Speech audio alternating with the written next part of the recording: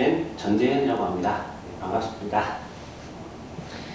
저희 오늘 이렇게 강의하게 되는 내용의 핵심은 실무 서류 작성하는 실무 강의가 아니고요. 개관이라고 해서 법률이 어떤 개념인가를 이렇게 파악하는 내용입니다. 그래서 개인회생 파산 분야하고 직접적으로 관련이 되는 민법이나 민사집행법 등의 법률이 어떤 의미를 가지느냐가 가장 핵심이 될 것 같고요. 그런 내용에 대해서만 위주로 얘기를 하도록 하겠습니다. 또 필요하면 다른 법률의 일반적인 얘기까지 덧붙여질 수도 있겠죠. 예. 그래서 강의는 총 4수로 구분됩니다. 1강, 2강, 3강, 4강 4번의 강의가 되는데, 첫 번째는 채무자 회생 및 파산에 관한 법률의 목차를 가지고 이 법률이 도대체 무엇을 하는 것인가를 아는 과정을 할 거고요. 그 다음 두 번째는 회생 절차와 파산 절차를 구분하는 거. 어떻게 다르고 어떤 의미가 있는지. 그 다음 세 번째는 회생 절차와 개인 회생 절차를 구분하는 걸 할 것입니다. 이게 첫 번째 강의 내용이고요. 두 번째 강의는 채무자 회생 및 파산에 관한 법률의 총칙 구분을 하는 생각입니다. 이제 세부적으로 들어가는데, 그리고 나서는 회생 절차까지를 하는 게 두 번째 강의가 되겠습니다. 그리고 세 번째 강의는 파산 절차 전체를 할 것이고요. 네 번째 강의가 이제 나머지 남은 개인회생 절차나 국제도산 벌칙에 관한 부분, 나머지를 하도록 하겠습니다. 네. 그러면 첫 번째 오늘 강의에 채무자 회생 및 파산에 관한 법률의 목차를 먼저 잠깐 보겠습니다. 총 6개의 편으로 구성되어 있는데요. 1편은 총칙입니다. 총칙. 보통 법률상 총칙이라고 하면 이 법률이 무엇을 말하고자 하는가를 규정하는 게 총칙에 들어있습니다. 민법에도 보면 총칙 부분이 있어요. 형법에는 총칙이라고 되어 있지는 않고요. 총칙은 아닌데 총칙과 비슷한 개념이 또 들어있습니다. 그런 것들을 이제 법률이 이 법률이 무엇을 갖고 있는 내용인가, 무엇을 목적으로 하는가, 또는 관할이 어떻게 되는가, 이걸 규정하는 게 총칙에 있습니다. 그 다음에는 이제 회생 절차가 2편이고요. 회생 절차라 하면 이제 다음번에 회생 절차를 하실 때 보시면 알 수 있겠지만, 미리 잠깐 땡겨서 말하면, 거기 드린 강의 자료에 첫 페이지에 나 채무자 회생 및 파산에 관한 법률 총칙 2강에서 한 내용이지만 거기 제1조 목적이라고 있습니다. 그죠?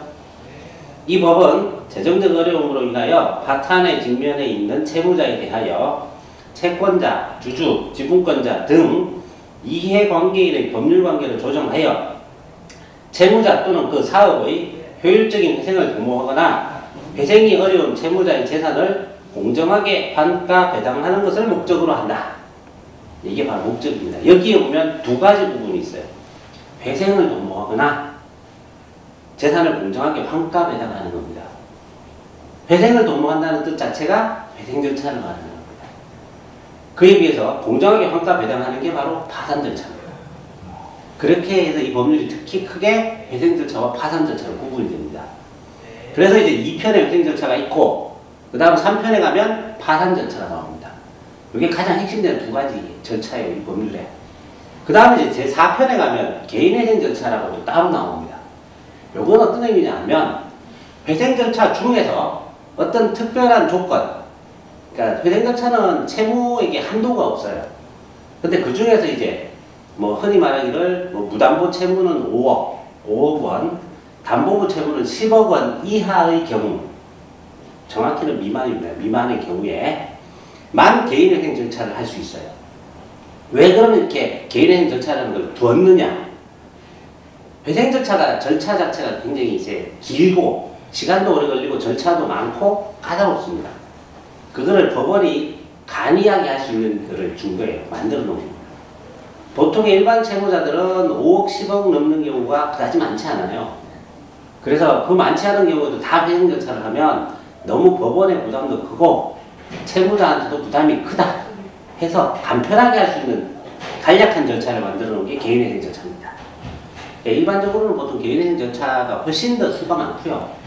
회생 절차는 뭐 서울중앙법원을 예로 들면 법인의 경우가 1년에 요즘 뭐 100개에서 200개 사이, 개인의 경우가 똑같이 한 100개에서 200개 사이 정도 나오는데, 개인회생 절차는 1년에 몇만 건입니다. 건수 차이가 무지하게 많이 나죠.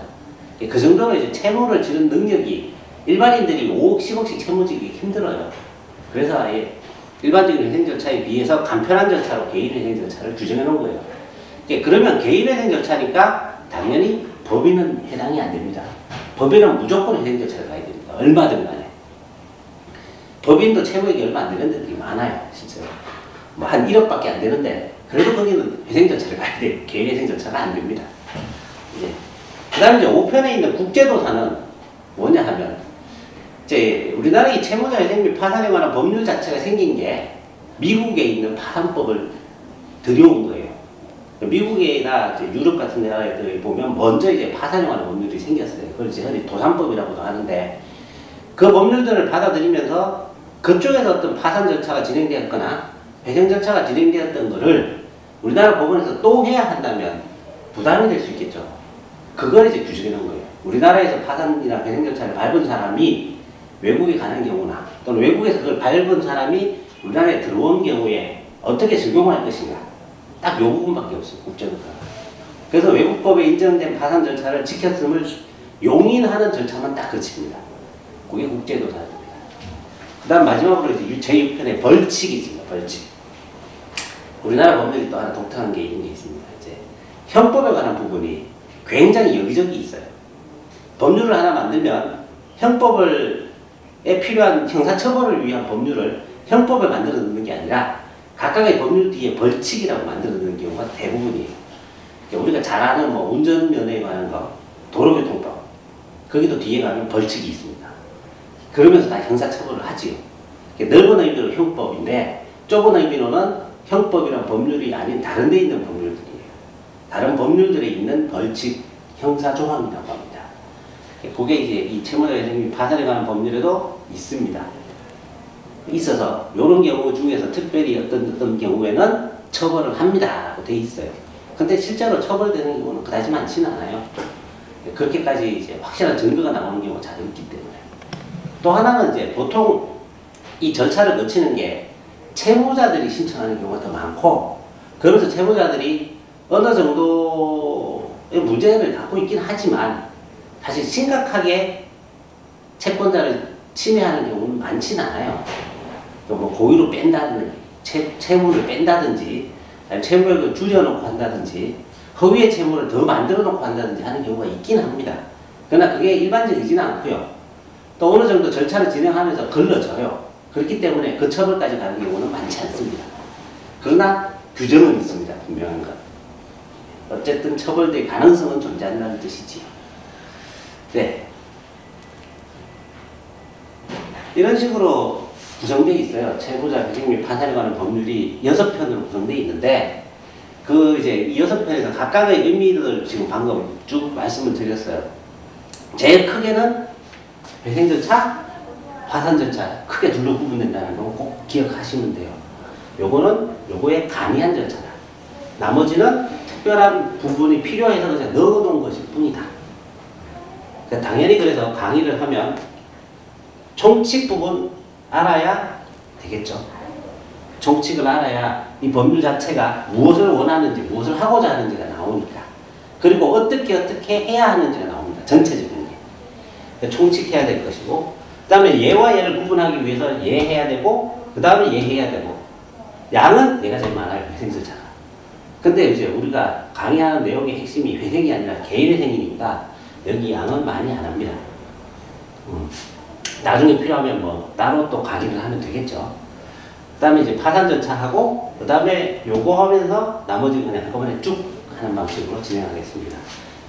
양으로 치면 좀 안 맞지만 저희 강의의 핵심 방식은 그렇기 때문입니다.